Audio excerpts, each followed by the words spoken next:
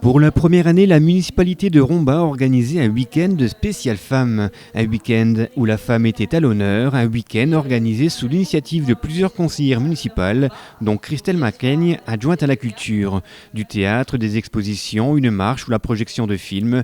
Pendant 3 jours, le programme était consacré exclusivement à la femme.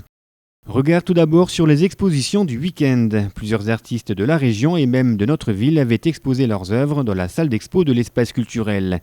Des tableaux d'Adina Mahi aux sculptures surprenantes de Marie-Cécile Massé, en passant par les poteries de Béatrice Ragazzo ou les bijoux et accessoires de Pascal Régère, la qualité était bien présente.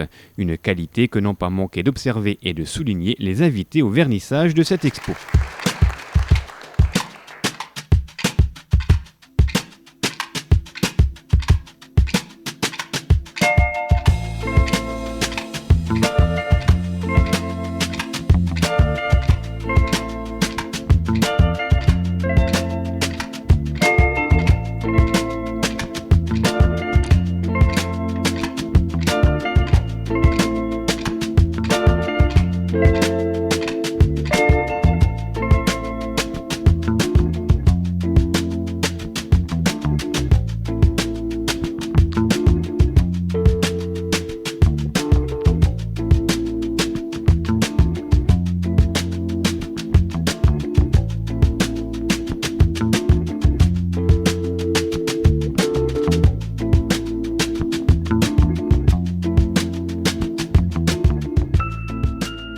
Autre expo, mais cette fois sous forme de planche, le public était invité à découvrir l'histoire de la lutte des femmes pour l'égalité sociale.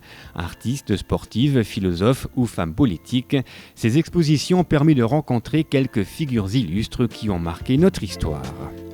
Autre événement du week-end, la projection du film Femmes d'hier, femmes d'aujourd'hui, un film réalisé par RTV et qui propose une série de témoignages sur les conditions de la femme d'hier et d'aujourd'hui.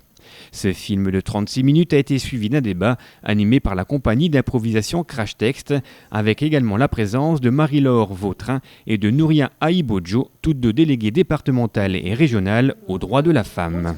Femmes d'hier, femmes d'aujourd'hui sera diffusée sur RTV ce samedi 23 et dimanche 24 avril à 10h et à 18h. Et je dis toujours à toutes les femmes, même si vous votez blanc, allez voter. Nos mères s'est battues pour avoir le droit de vote, donc allez voter.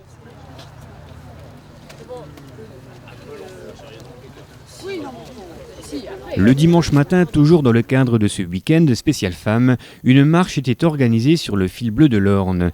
Dès 10h, une trentaine de sportives et de sportifs ont avalé les kilomètres pour une action symbolique mais ô combien importante. Cette marche était en effet organisée pour la fin des violences faites aux femmes en France et dans le monde.